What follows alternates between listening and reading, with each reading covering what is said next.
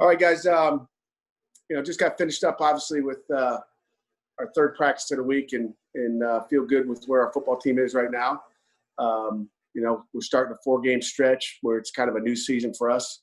I like where our health is. I talked about just the physical preparation of where we were coming out of Game 7 against a really good Notre Dame team, and I like the speed I see right now, and that was one of my main priorities is to make sure we were coming out playing fast against a very talented Florida State team. So I'll leave that with you guys. You guys can go ahead and ask some questions. Pat, did the bye week or the off week give you an opportunity to give guys like Wendell Davis, Lucas Kroll a chance to recover enough to maybe play this week? Mr. Injury. I'm gonna find a new name for you, Jerry. Not right now, but they're getting better day by day. So they're getting day by day. And to answer your next question, because I know you're probably going to ask about Kenny, but yesterday he didn't take many snaps, and Joey Yellen took the most of them. And then today, all of a sudden, he looks a little bit better. So who knows? But yesterday, I was thinking Joey's the guy. Today, Kenny's like, "Hey, coach, I feel a little bit better," but it's kind of risky. But we'll see where it is. And today's only Thursday. But you get scared putting a guy out there without a whole lot of reps. But at least Joey's gotten a lot of reps this week, and we'll see where that thing goes. Are those his first snaps since the injury? Besides, on air, I've snapped it to him. I've snapped it to him a few times, and he's caught it. How has Joey looked this week and throughout even the off week? John, he looked good this week and last week, but when the fire gets lit, and it's not, the thing I think is just so hard for young guys to go out there and again, giving credit to Notre Dame's defense and even Miami's defense. I mean, they're a little different than the scout team guys that we're playing against. Okay. We probably get, probably 16. No, let me take that back. We probably get in a week, probably 16 reps against the ones-on-ones. So we get a few good reps there that way, usually every week in team periods. I'm talking 11 on 11, not just pass Skelly. Pass Skelly will get another probably 15 to 18. And Joey's looked good. I mean, he's confident. He makes good decisions, but, you get in a game and you feel like things aren't going well, all of a sudden you start to try to make things happen. And our defense does the same thing, so it's not just a quarterback. I mean, you try to make things happen, and sometimes you start pressing, bad things happen, and it makes it bad for everybody. Pat, how has Brandon Hill responded to the opportunity during the weekend practice here? You know what, Brandon's been really good. We were just talking at the end of a staff meeting. People gravitate towards him. He runs to the ball. I mean, he's got a motor. I'm just telling you, he's got a motor. It's scary. He reminds me of a safety that we had at Michigan State, Isaiah Lewis. Brandon does, and same number, same type bodies, and really the same type of motor. I mean, just hit you, strike you, energetic, the whole deal. I mean, he's kind of got that. It must be that position. He's got that personality that people gravitate towards it that as well. Pat, we talked to Carter yesterday, and he said one of the things they've been focusing on when it comes to the running game is being more physical. Is there anything else you kind of feel like you've tried to emphasize this week and last week when it comes to improving that area? Yeah, I mean, there's a lot of things. I mean, sometimes you can become too physical. I mean, it looks easier than it is. I mean, just, he beat the guy over top of you. You'll try to go be physical. All of a sudden the guy moves inside on you. You try to come out and go get him. And all of a sudden, quick guy, slants across your face and you're like, oh, and then you got to slow down. So there's got to be, some balance to that. But it comes down to footwork and fundamentals. And again, sometimes it comes down to the guys you're playing against. But, we've got to generate a run game. With Joey in the game, we got to establish some type of run game to open up the pass game. Period. And it's hard against maybe the number 3 team in the country to because really nobody's run the ball on Notre Dame except maybe some quarterback runs where Florida State had some success with their quarterback running it on them. But you're playing with 11 guys there. We don't have a lot of quarterback runs in, design run game in for Kenny or for, Joey, because we try to keep those guys healthy. Pat, regarding the run game, how have you been feeling over the bye week about you guys have been mixing up your running backs a lot. You've been looking for more answers there. How have you felt about some of the younger guys in your running back room or anyone who might have stepped up or improved their play over that time? Right now, to me, I feel good with the Davis guys. AJ has really had maybe one of his better weeks in weeks. Maybe he's feeling better. I'm not sure, but I really like where AJ is right now. And Vince Davis has been that guy all year. So to me, it'll be those two guys back there, and we're going to ride those guys for a while. Keep them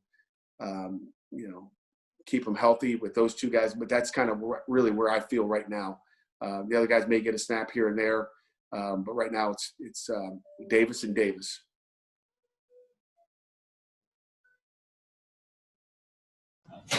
Pat, you mentioned guys not doing too much defensively. Is that magnified this week with Travis and Florida State offense as far as staying, gap integral and stuff like that?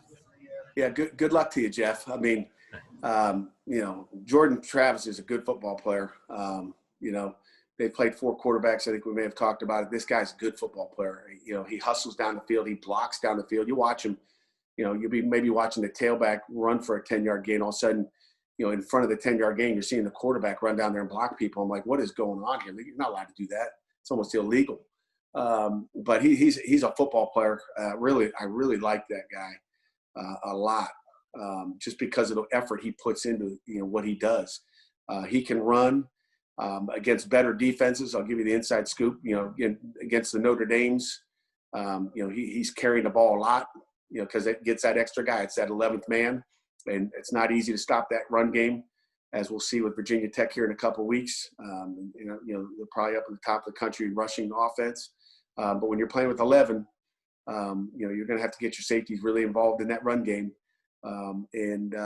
Travis is not easy to track down. And you look at what happened with Ian Book 2 weeks ago. They're probably licking their chops as far as being able to get him to scramble. You even watch on third down and 7, third down and 8. He's dropping back to pass, but he's taking off running if he doesn't like it. So he's a guy that we're going to have. Jordan Travis will be the key to the offense. Besides their skill guys, the Terry kid, the big wideout. There sounds to be talk of him maybe playing. He's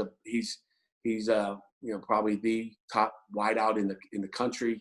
I should say probably the ACC. I think he's legit NFL guy. He's 6'4", 210 pounds. Creates a mismatch as far as his size and speed. He's a difference maker, and he's been out for the last couple of weeks. So some people haven't had to deal with him. But there's a good chance we're going to see him this week as well. So they've got great skill, but to me it all revolves around Jordan and what he does.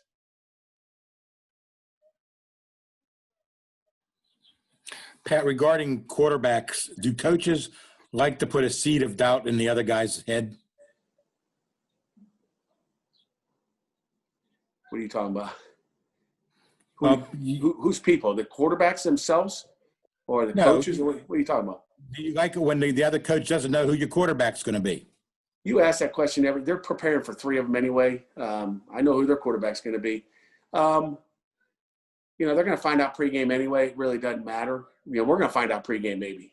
So, I really don't think it matters, Jerry. I'm talking preparation-wise during the week. I don't know if it really matters. I mean, there's only so much practice time you got. Our offense doesn't change a whole bunch, regardless if Joey or Davis is in there.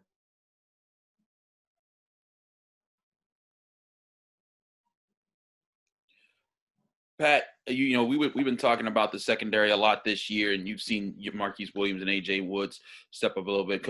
Randy was talking about that earlier this week too. You've gotten through the bye week. You know that there's been some adjustments there with Brandon Hill stepping in. How have you felt about the chemistry between some of those guys?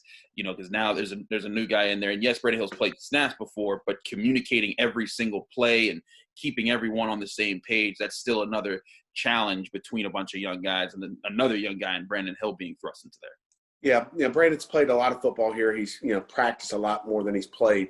But when I talk about Brandon Hill and how physical he is, how he's going to take shots, tackling people, and how well he runs.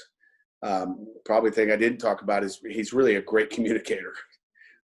He does a great job communicating, and that's, probably one of his, I guess another one of his positives. He does a really good job of communicating. He knows what's going on. He knows why he's doing what he's doing. So, we feel good with where he is as a communicator. Pat, I think one of the things we saw as a country when it comes to the COVID stuff is, okay, at the beginning, kind of everybody was like into everything. And then as time went on, it seems like whatever, people got tired of following all the rules, or if it dragged on them or whatever, but it got harder. Seems like we've gotten worse and worse about keeping up with things as time goes on. Are you seeing any of that with your team as this season goes on? Maybe you guys were gung-ho at the beginning, but now chafing against some of the restrictions or anything like that? It sounds like you're slacking, Alan. I'm not slacking. You're slacking, it sounds like. Every time you see me, I'm in the same spot. I barely leave. Okay. Well, you're like me. I go to church on Sundays, and that's about the only time I leave my house. 7:30 mass, Jerry. So I haven't seen you there lately. But I really haven't. Alan, it's a good question. I mean, our kids need to be applauded. You look at Louisville having another issue. You look at some of the things happening in the NFL, and I got this wood table, that I knock on, and we can look at the wins and losses, man. We're winning that, and I don't think there's anybody more disappointed in this university than probably Heather and the chancellor if we have issues, and I'm trying to make sure that we cover them on that, because if we have all kinds of issues, people are going to be like, oh man, we shouldn't have played this season, or shouldn't have done that. And to me, that's the number one priority is the safety of our kids, our football team, and Alan. I talk all the time. I can tell you what my team meeting was today, but I talk all the time about don't let your guard down. Pretend everybody's got it. Find a different way of hitting them without boring them to death. But there's issues obviously on every campus in this country. But talk about, hey, parties. We can't be going to parties. Okay, if you don't feel good, you got the sniffles. I don't care what it is. Do not walk into this building. Okay, do not walk into this building, with sniffles without calling, Dale, our trainer, or Dr. Mayers, and saying, hey, this is what I'm feeling. So just, it's a constant reminder every day. And the third, it's really three things we talked about. The third one is, hey, guys, if you are ever in quarantine now, there's a reason there's 10 or 14 days. Okay, there's a reason that CDC says there's those many days. You get 10 days, it can't be 9, and then, I'm good, 9 days, and then the 10th day you go infect somebody. So it's so important. Those are three things I talked about in just our team meeting today, but it's a constant, and it gets old. But there's nobody out there reminding these people walking the streets and doing what they do. I mean, that's an advantage we have. I've got a team meeting with our guys just about every day of the week, where I can hit them with it either after practice or in a team meeting to say, guys, don't do it. It just takes one guy. And you look at the Wisconsin thing, it's the quarterback, and then all of a sudden the backup quarterback, and then the third team quarterback, and then all of a sudden Paul Chris gets it. And Paul Chris is in the quarterback meeting room, as you guys all know, just from probably your experiences here with Paul, and I hope they're all healthy, and I feel bad for Paul and what's going on up there. But that it just takes one to go ahead and infect an entire room, whether it be a position room or entire football team, and you see that happening, across the country. I don't care what level it is. You don't seem to see it maybe happen in high school because they're not testing like we are. So that's so we're not letting our guard down. Okay, now, and again, I say we're not. It just takes one, and you hope there's nobody doing that. And, we talk all the time, but, the biggest scares last weekend, and, we tested yesterday and we're getting more results. But you never know when you're going to get whacked with it. And maybe you were in a good place. Maybe it was a Taco Bell. Maybe it was a Chipotle. Who knows what? I mean, it just takes one time touching something, doorknob, walking into Chipotle. It's not like you're hanging out at a party or, you had this big bash or whatever it may be. It could happen anytime. And we are in constant communication with our kids about that. So, I pray, our guys stay safe. Pat, Carter Warren was talking to it yesterday, and excuse me, he said that for the offensive line, the rallying person has still been Jimmy Morrissey to get through, you guys in the middle of a losing streak and trying to figure out answers and trying to stay focused. Who are maybe some other leaders that you stepped up, and not even necessarily captain, just players that you've seen kind of, show up to work every day and be a rallying point that inspire their teammates? We just had a devotion today. I'll give you my devotion today. Actually, Phil DeCapito gave it to us. And when you talk motivation, this is a David Goggins says, motivation is crap. Motivation comes and goes. When you're driven, okay, whatever is in front of you will get destroyed. Kind of thought it was good. And again, motivation, you can be the pep talk guy, whether it's a pregame speech out of me. I've always believed this. You better have your mind locked in. And the motivation guy, the guy that talks, not necessarily, it goes in one ear, out the other. Oh, fired me up for 10 minutes. Does it last 24 hours? Does it last the entire week? I thought it was a great quote by David Goggins. And it's really so true. You got to have a passion for what you're doing.